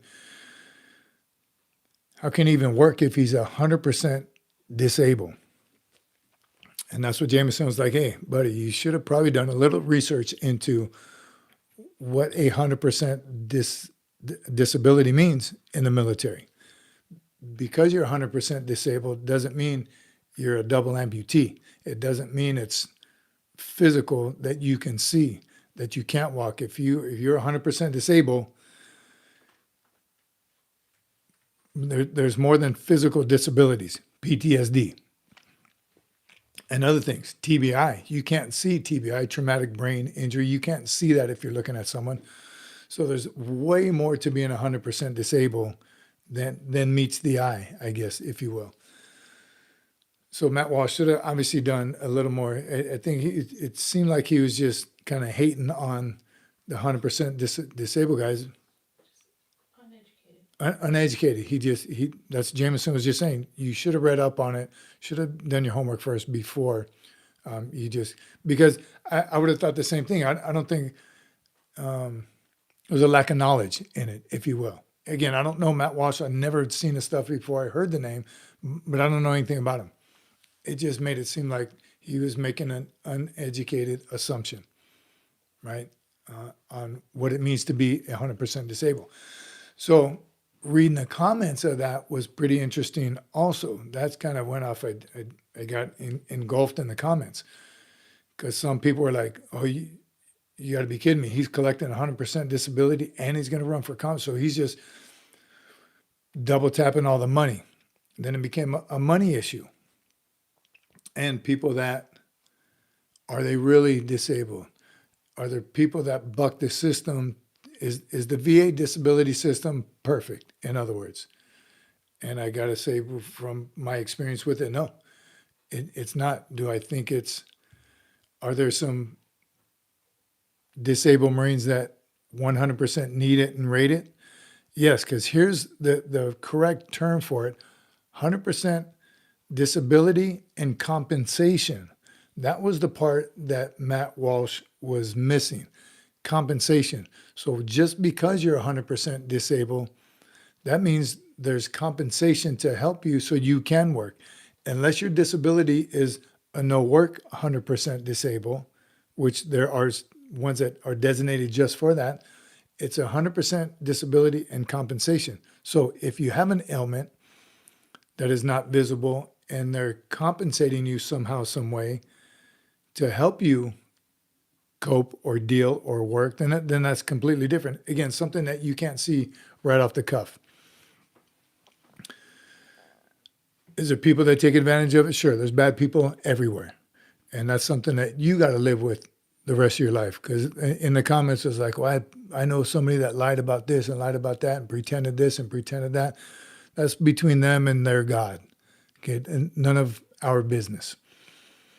Because the majority of veterans need that disability and compensation. And I'm glad the VA has gotten things together to where they are compensating the right people. Jared knows. I've never watched Matt Walsh, any of his stuff, so I don't know. Phil Mitchell, be prepared for a long game with the VA. So, Phil Mitchell, you know what I used to tell anyone I ran across is be aggressive with the VA to get what you need and deserve, but also be patient because some can take a whole lot longer than others. And I've helped Marines from Vietnam era. So yes, never quit or give up, just like everything else we do. But some VAs are a whole lot better than others. I've had, knock on wood, some great experiences with the VA. Not too much bad to say. Some tweaks and adjustments, everything can be improved. But I've had great success with the VA. All right, John McJohn, another time you knew that you done messed up was when you have a corporal ask you, what'd you do to make the gunny mad at you? Yes. So I made you want to see you. What'd you do? Not a good feeling. Randall, VA disability is not an entitlement program. It is, in fact, compensation, not means tested. So the compensation part, that was Jameson's whole point on Matt Walsh. Again, he wasn't dogging him, but he was saying disability and compensation, right? If you have a TBI, they're doing stuff to help compensate you on that pain that you go through every day so you can be able enough to have a full-time job. Compensation is what people they're not thinking about. Oh, this guy's collecting disability 100% and he's still got a full-time job. He's getting tax-free money, whatever. You have no idea what each individual goes through. And if they're bucking the system, they've misled somebody into receiving that, that's on them and their God. Didn't we just learn yesterday what Carolyn was saying? You submit the application, it's on a friend of ours. And that's it. I'm telling you, through all of my processes, I mean, as long as when you're filing for your stuff, this is how I feel, this is what's going on. It's up to them to determine what you should receive. We got knee pain, back pain, whatever your ailment is, you tell them, you explain it to them. And medical professionals decide, and they'll send you back to a different specialist, to someone else, another specialist, an ear doctor to check different parts of your hearing. That's for the VA to decide what level of disability and compensation that you rate.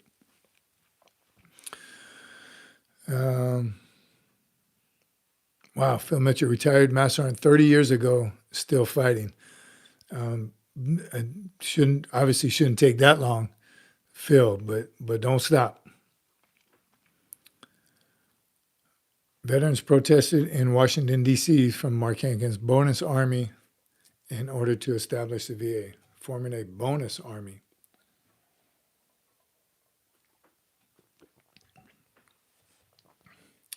Here we go from Lake Cookie. You were 100% when you went in, and you're being compensated for those injuries you may have less than 100% after your service. Couldn't have said it better myself. Lake Cookie. You remember when you first enlisted or you first went into the officer corps, when you first joined the service, the very first time, that package is thick as heck because you are 100% when you go in. You can't go in with a bad back. You can't even go in with braces on or taking medication. You have to be 100% ready to go and fight and defend your nation. 100%. They're not going to take you otherwise. So why on the back end, is what Lake Cook is saying, why should they not try to get you as close to 100% when you exit your military service? What happened? The service connected. That's the key word too. The service connect, the ailments you have now on your exit, if it's service connected, if it happened while you're in service, they should do their very best to make sure you're compensated well enough when you get out. Disability and compensation, service connected disabilities. Would you have a bad back 30 years in the police force or 30 years as a painter? Sure. Then maybe that painting company should make sure. But did they require you?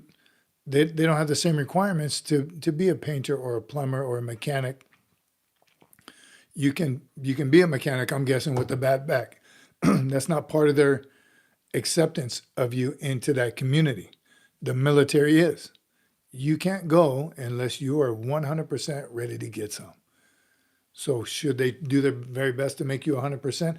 You're not going to be 100% and depending on how long you did, how many deployments, if you have visual disabilities, clearly you're not. But they should try to make you as close to 100% as they possibly can. Again, that's the compensation part. All right. Jared, I can't hide from your first sergeant all day long. You eventually are going to get caught. But good point, Lay Cookie. Appreciate that. Mark Higgins, redress of grievances, freedom of speech, freedom of assembly. That's something new in the Army that they're bringing out. Randall Knapp, correct, Sergeant Major. The VA medical folks determine what is or what is not service connected. Right? What's up? Stoner Bob is here. Good to see you, brother. Anderson, I'm glad you guys have disability help out there too. It can be a pain to get it here in the UK. Some people who deserve it for the ailments they left the service really struggle to get it. Again, it's hit or miss. I'm telling you, I think I can only imagine that the VA is getting better everywhere. I've heard the horror stories from way back. I don't think we're still there. Are there individual cases? Maybe. I feel waiting 30 years. That's not good, nor should it take that long.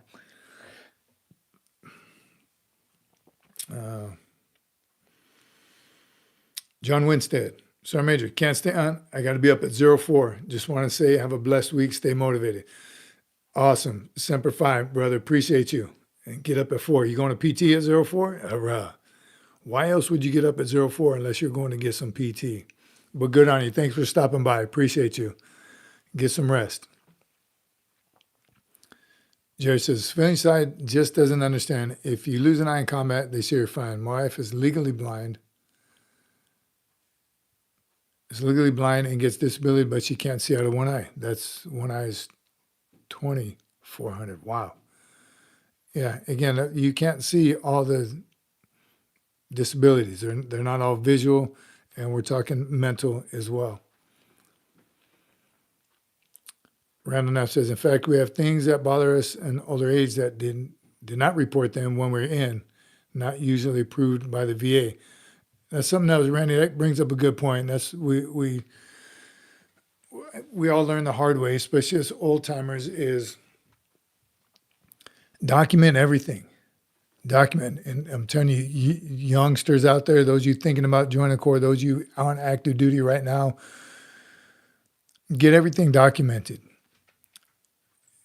And I'm a hypocrite when it comes to that because I didn't. More so because I just really didn't know. Nobody told it to me like that.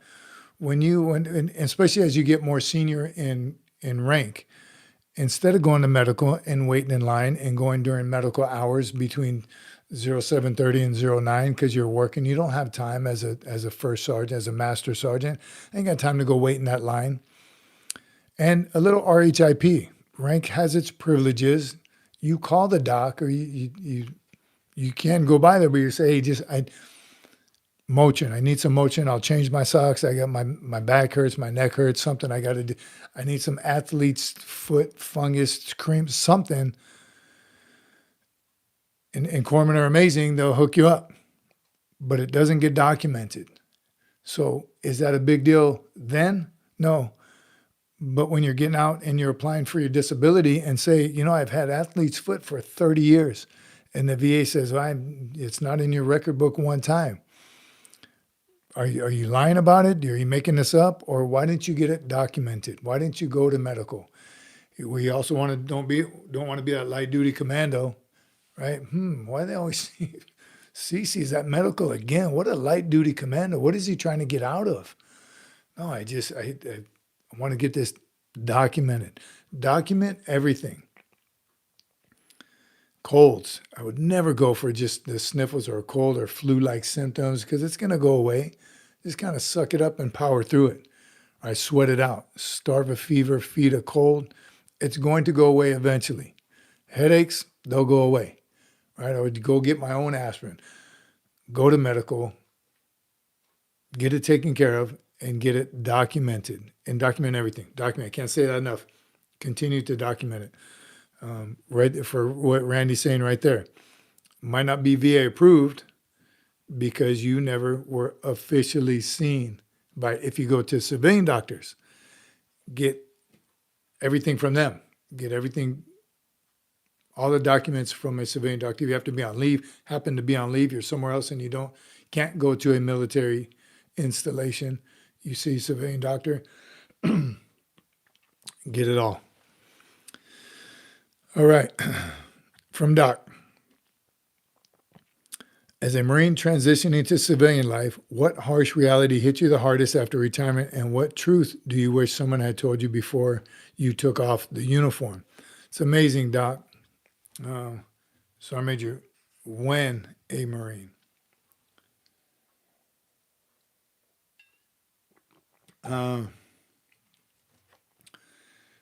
So it's a great question, Doc, and obviously the main reason why we have this community right here, because there was more than one harsh reality. And it's something you don't recognize right away, something you don't see right away, nor did I. Ego gets in the way, hard-headed. I'm a Marine, especially as a senior Marine. I know it all. You can't tell me anything. I'm ready for the next step.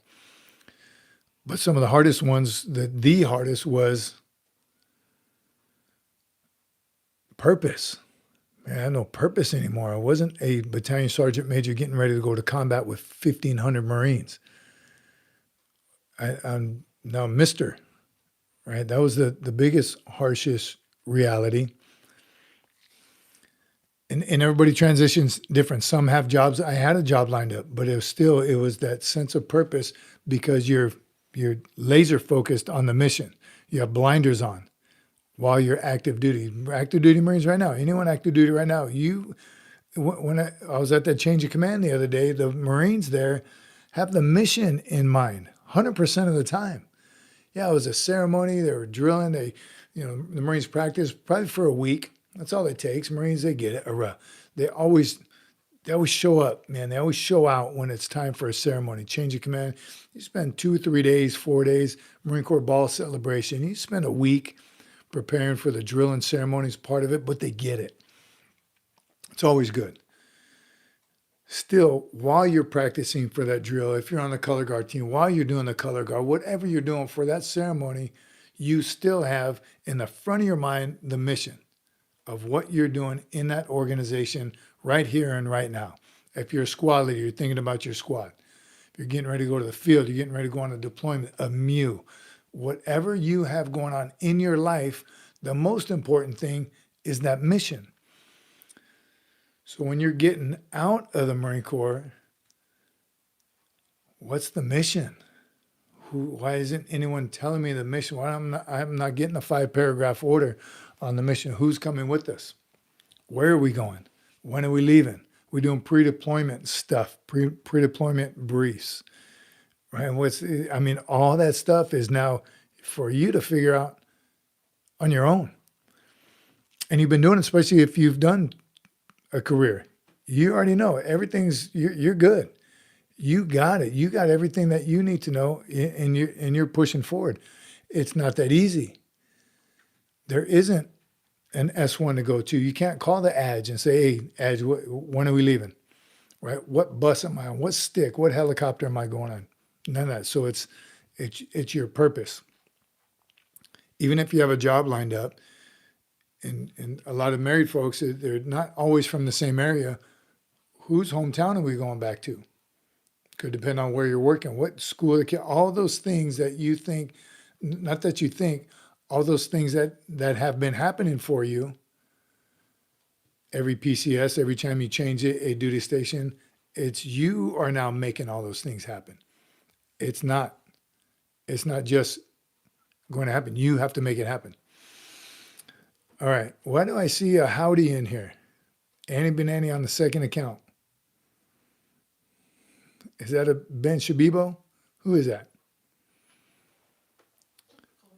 Jared. The worst day for me in the Marine Corps was when I had to eat an omelet. Why? Why you got to go there? Eat the omelet with ham. And why are you 30 years later still haven't gotten over it? It must have been your birthday. If you got the omelet with ham, that must have been your birthday, because that's a birthday gift. All right. Camera quality looks good. Mm-hmm.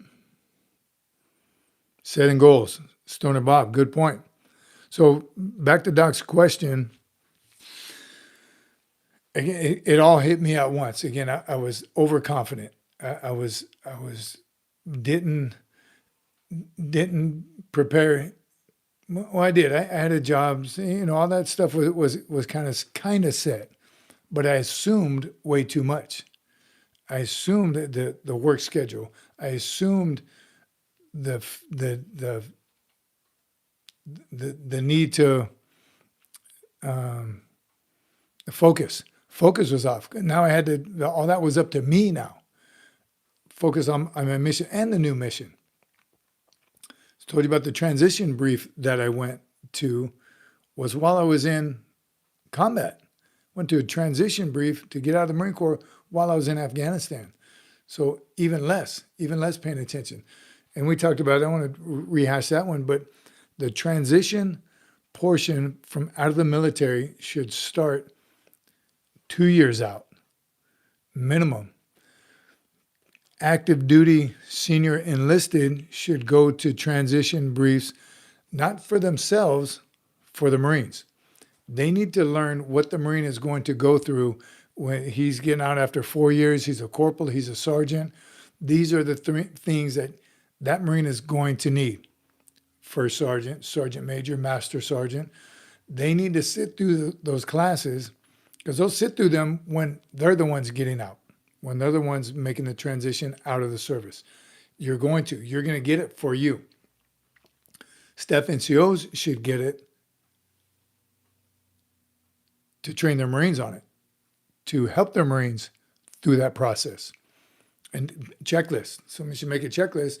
Okay, Sergeant Jones, you're married, you have 2 kids, your wife's from here, you're from here. Let's look on this chart. Okay, first thing you got to do, and go down the checklist with him or her getting out, and have check-in.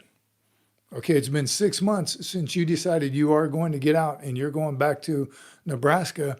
Have you done this? What school is in the area? Have you looked?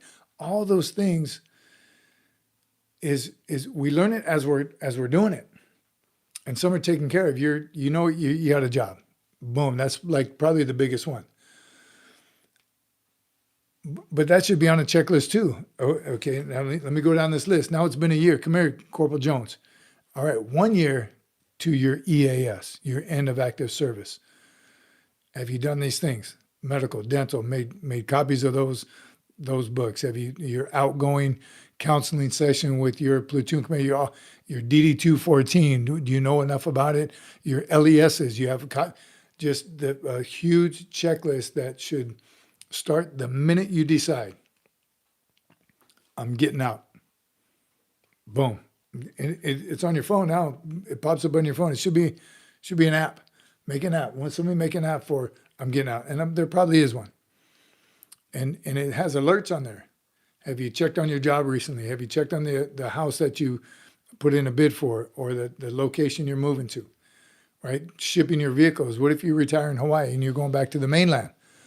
Have you thought about when you can ship your animals? If you have dogs, you can't do that in the summer. That should be something that oh shoot, I got 2 dogs I got to ship. I can't do it in the summer because it's too hot in the belly of the airplane. You think of that? There's so many things that we take for granted. I took for granted. I can only speak for myself. Everything's going to work out because it has for the past 30 years. It's worked out. This is different. You're PCSing to first Civ Div. You don't have those blinders come off, right? There's not just one mission in front of you anymore. That now your vision, oh my God, there's a lot more than you can possibly even imagine, even though you sit through those briefs. All right. Great question, brother. Appreciate that. Jared, that's one benefit to being on SFMF. There's a lot of different experiences and knowledge that a lot of us older guys didn't get back then. Now, Jared, amen, hallelujah. Can I get an amen for that? That's why we're here. That's what we want to get across to everybody who's on here, who stops by. What are we talking about? Bruh, everything that you need to know, you or your partner, right? All these things, that's vast amount of knowledge. in this community right here. Get it out. Get it out there. Carl Green, got it. 5 minutes to LZ. Semper Fi, 0331. Yeah, they really need to make a better program for that transition. You get on that double time way of life. You get on that double time way of life. Or maybe get a chance to go down range or TCB, take care of business. That freaking one day is over. Too hard. Yes. Yes. I'm telling you, I did my TAP transition. What does it stand for? Transition Assistance Program class. I know it's called something different now, but I did. Took mine in Afghanistan and then retired it 30 days later after I got back, or 60 days. Either way, wasn't enough. Always think about continuing your federal service. USPS will put you at the top of the hiring list. Veterans, I like that. Glad to hear it, and it should. LZ is Lazy Susan. What you know about Lazy Susan? We have one. She's called something else. All right. Semper Fi, 0331 gave me a ramen. All right. Can I get a ramen? Are there really screen doors on submarines? Only for the door gunner. If you're the door gunner, you get to access that screen door on the submarine. We only had hatches and bulkhead doors. From Randy and Ellie, send a cordial greetings to the family. Well, they did 5 memberships. 5 memberships? I missed that. Thank you, Randall. Sorry, I missed it. I was probably rambling about something. Probably going on some tangent about something. On my soapbox. I never understood that. Funny, and I've heard it my whole career. All right, I'm going to get on my soapbox right now and talk about don't get in trouble this weekend when the first sergeant coming to gunny will give you that safety brief. All right, I'll get off my soapbox. I never equated that to, that's how people used to pass word. They would stand on a box of soap or any box, but I don't know. And where's that come from? Why is it a soapbox? You're just standing on the box to be above everybody so they can hear you. So you're going to town square. Going to town square. You had news to share. You go into town square and bring your soapbox. Why is it something to stand on? But why is it soapbox? That's how the soap came in. I don't know. Milk crate? Where was it? The producer doesn't know. If you don't know, you can say you don't know. Well, I just said I don't know. Could be a milk crate. All right, I'm going to get off my milk crate. I'm going to change it. I'm going to start a new one. Ammo can. All right, I'm going to get off my ammo can. That's it. Sounds like a toilet. Okay. I'm going to get off my benjo can.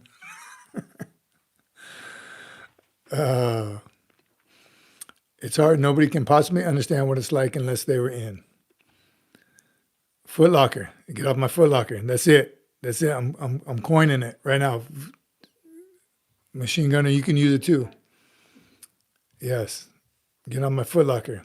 All right. I was just on my Foot Locker. Give credit to Semper Fi. That's Semper Fi, 0331. Hey, you got it. Or should I ask, can I use that? Can I use it? Instead of soapbox, I'm going to say, all right, I'm going to get on my Foot Locker right now and talk about a few things. I like it. MRE box. Man, so many good ones. See, soapbox. Really? Did they deliver? Who got a whole soapbox? Did family members, as a family, would you order a box of soap? Well, I'm thinking it's like in the town square, the merchant. Yeah. Whoever's selling the soap. I can picture it. The soap seller. The soap seller coined that phrase. Obviously, it was a strong box because soap is heavy. True. So I like that. So it had to be a strong box to carry a whole bunch of bars of soap. And I would think of bars of soap or maybe dish soap. I don't think they had dish soap back in the 1800s. Yeah, they didn't have dishwashers back then. High horse. Oh, that's a little different. Bold. Get off your high horse. Yeah, you need Dr. High Horse. Pop smoke. All right. Watching from Tijuana, Mexico. Salud. All right. Orale. Armando Rodriguez. Thanks for watching. We're about to land this helicopter really soon. Real quick, Lil Cookie had a question. He's Oh. calling us out. Lay Cookie has a question. Calling us out. Calling the producer out, I'm guessing. What was it? Lay Cookie's question. Where'd it go? Hurry, because Carrie Ann Marie Potts is calling me out too. Did you ever make the short on making racks? Tell her why you didn't. No, I didn't. You And wouldn't let us use her rack. oh yeah, you have to let us use your rack. Oh, Hogan said. Hogs here. What's up, old Gyrene? Hey, SFMF family, please send prayers to old Gyrene's wife. Prayers up to old Gyrene's wife, please, everyone. Hog 2531. Prayers up. 100%, especially, I mean, every day, but today's Sunday. We're in church this morning. If you haven't spent time with Jesus yet, spend time and throw some mad, heavy prayers for Mrs. Gyrene. Nothing but positive prayer. Prayer works, everyone, please. Oh, good to see you. Thanks for stopping by, and prayers up. 100%. Right there, Doc Holliday. Appreciate you stopping by, and seriously, prayers up. Okay, tell me lay cookies. And then I'm going to get off my You want to know the Foot Locker. extra large vinyl? Did the producer get the big plotted figured out? So you have big stickers yet. 4 question marks. She's writing it down right now. Look at my face. Add stickers to the shop. All right. Add stickers. Ooh, if you add them to my Shopify, you're going to have to make them. Go to the shop. Go to the shop and check it out. And we'll see when she gets them on there. No pressure. No pressure. We're putting it on the SFMF-merch.myshopify.com. Check it out. She did a lot of work on it. Seriously, not to continue to pat her on the back, but it does look great. Please spend some time. Get over there and get ready to visit it. All right. URAH Devil Dog, Darren McKinnon. Almost freaking missed it tonight. You almost did. 0331, but we're getting ready to close out right now. Stats aren't dog. 19, raw. Before you go. Double tap, everyone, please double tap before you go. We'll see you Wednesday night for members, Wednesday night members. If you're a member now, we're getting close to that 1 year mark for the first member. We'll see who that is. We'll be on Wednesday night for members. If not, we'll see you next Sunday, SFMF Live Sunday. Wednesday members, Sunday Gen Pop.